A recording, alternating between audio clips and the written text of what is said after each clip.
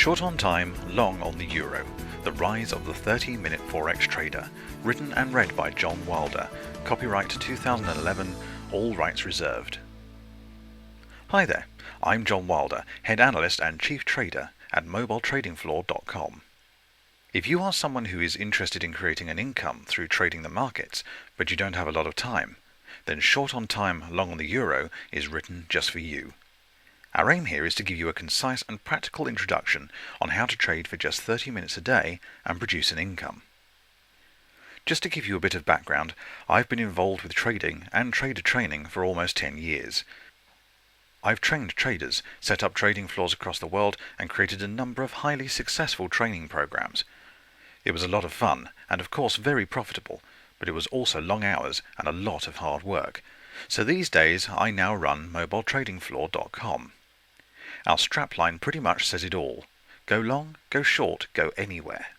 We are a group of traders, analysts and researchers who love trading but hate offices.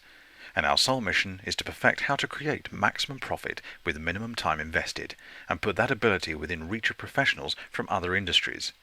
In other words, people like you. Now the chances are that you have two main questions when it comes to trading forex markets. What does it involve, and how much can I make? Over the next few minutes you're going to discover the answers to both these questions, and more besides. You'll also be able to decide if forex trading is something you want to try, and, if so, what to do next. The forex market is both one of the oldest and one of the newest markets in the world. Old, because people have been changing currencies and trading off the relative value for thousands of years. And new, because it's only in the last 20 or so years that private investors like you and me have had access to these markets. Largely thanks to the power of the internet to provide a platform accessible and fast enough to trade this dynamic and target-rich environment. Given that you've taken the time to download and listen to this audiobook, I'm going to assume that most, and in some cases all, of the following applies to you. You are interested in finding out more about the foreign exchange markets from the point of view of creating an income stream.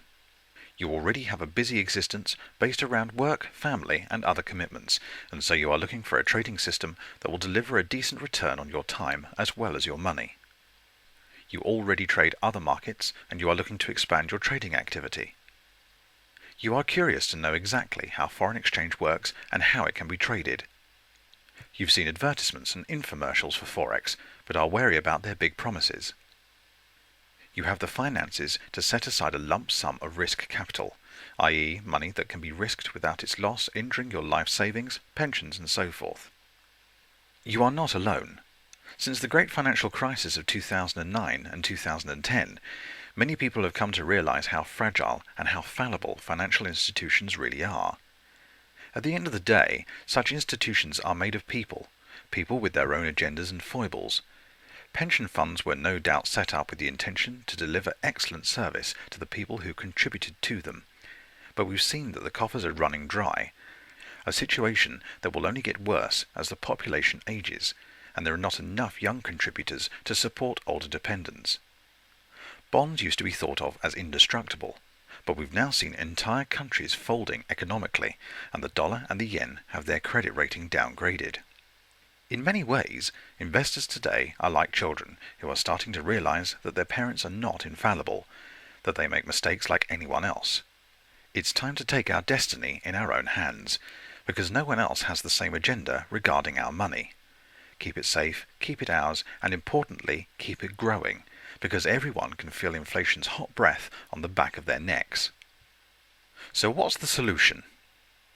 It needs to be one that is efficient in terms of both time and money.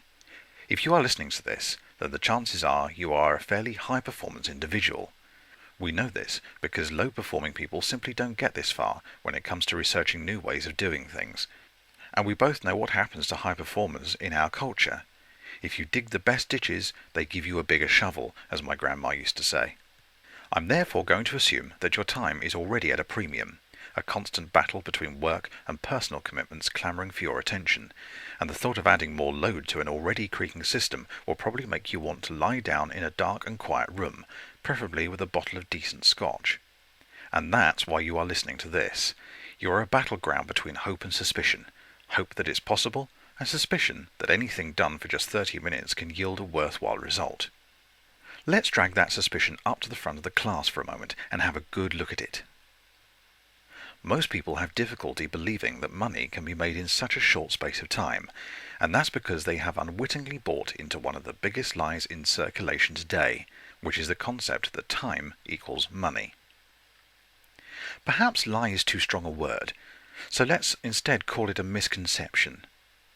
It's evolved from our cultural history of agrarian and industrial economies and has been drummed into us by a schooling system designed to fill the fields and factories with workers who believe that working harder is the only way to increase their personal wealth. The message is that time and wealth are mutually exclusive. Pick one. Most of you listening to this now will probably have gone down the cash-rich, time-poor route, just like I did, and as well as us worker ants, of course, there have always been people who have unsubscribed from the rat race. From the gypsy to the hippie, they have tried to create an alternative existence to the rest, but for all their attempts to split the program, they are still playing the time equals money game. Rather than cash-rich, time-poor, they have opted for time-rich, cash-poor. From one point of view, they have a better deal. They are maximizing the one resource we can't generate new supplies of, time. But the quality of the time that they have isn't that great, as they face the handicap that most things that are worth or fun doing require currency. Medical bills, educational resources, proper food as opposed to additive, heavy nourishment, light convenience pap, these are responsibilities the time-rich, cash-poorers can't meet. The holy grail, of course, is cash-rich, time-rich. And there are two types of people who qualify for this bracket. The first are people who have had it handed to them on a plate, usually by chance or heredity. The second, and this is the category that we are most interested in, are those people who have worked out how to create wealth and income without the process eating them alive 15 hours a day and spitting out the worn-out remains 30 years down the road. In my life, I've experienced both sides of the coin. I've worn my share of "Hello, my name is John" badges, and I've known the joys of middle and senior management. I've been paid by the hour, the day, the week, and the year. But I've also experienced a life where I've been paid by the action, one where my income is based on my ability to create wealth from the application of knowledge rather than time. I've experienced days when I've made more on my computer than I used to make in 2 or 3 months of repetitive soul-destroying ant work. Fair enough, I hear you saying, but how does it work? In other words, and to come back to your first question, what exactly does trading the markets 30 minutes a day look like in action? Most people I meet want to know what a trader actually does, and I found that one of the best ways to help you take the next step in trading is to give you a clear picture of what you are aiming for. So let's spend 30 minutes in the company of a chap called Mike, who is not a real person as such, but instead is the composite of a lot of people I know and coach. 30 minutes in the life of Mike, Forex trader. It's 6 a.m. on a Wednesday morning as Mike's alarm goes off. He resets it for 7 for his still sleeping wife Sue, who has somehow developed the ability to determine in her sleep which is his alarm call and which is hers. Mike is an on autopilot till his first coffee kind of chap, and he flicks on the kettle in the kitchen before wandering through to his office in the spare room. The PC whirs into life as he goes back and makes himself a Kenyan eye-opener. Back in the office, the computer is ready to go, and after a few sips of the good stuff, Mike is also booting up nicely. Mike has only been trading Forex for a few weeks, but the routine is already bedded down nicely, and he scarcely needs to look at his checklist blue-tacked to the wall between his 2 monitor screens. He checks the trades he's currently in. One was a long trade in Eurodollar, a phrase which a couple of months back would have meant nothing to him, but which has now closed and yielded a 2% gain on his trading account in under 24 hours.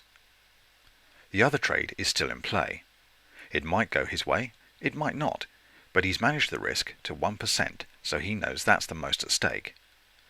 He updates his trading journal, an Excel spreadsheet that simply lists the trades he's placed and how they went. Once a fortnight, he scans through this to see what lessons he can learn for the future, and it has helped him iron out a number of his teething problems very quickly. It's now time to look for new opportunities, but first he checks the trading weather forecast. This involves having a look at what news items affecting currencies are scheduled for release that day. This research takes just a couple of minutes, as there are a number of excellent websites which collate and color code all of the releases, allowing Mike to do a quick visual scan. There's an important announcement on the Canadian dollar for later on that day, and he decides to avoid any trading that includes that currency. Price gets a bit wobbly when there is big news out, and Mike prefers to give his trades a calm sea to sail on. He opens up a charting package, which displays the exchange rates of currency pairs in a graph format. It's essentially a visual representation over time of the types of prices you'll see on the red digit boards outside a bureau de change. Price action follows certain patterns, and Mike has a tested strategy which allows him to flick rapidly through the charts looking for a currency pair that meets his requirements. Fortunately for him, there are only a handful of currency pairs worth looking at, as opposed to the literally hundreds of charts that stock traders face. He finds what he's looking for in the dollar versus the Swiss franc, known colloquially as the Swissy. The current price is creating a certain shape on his chart, and he checks a few other settings for confirmation that the price is likely to move downwards. The strategy he's using indicates that when price breaks through a certain level, it will then cause a run and continue down, so he sets an entry order so that he will only get into the trade if and when his entry criteria is met. He then calculates his stop loss, the point at which he'll cut his losses and run if the price turns against him, and his target, the point at which he will close the trade and make profit. 30 seconds of simple addition and subtraction with a calculator later, he has the figures that he needs, and he enters them into his online brokerage screen, which is like an online bank account where his trading capital lives, and which will automatically execute his trades once he's done what he's about to do now, which is to shut the machine down and head for the shower. There's a whole day ahead, and after 30 minutes his work here is done.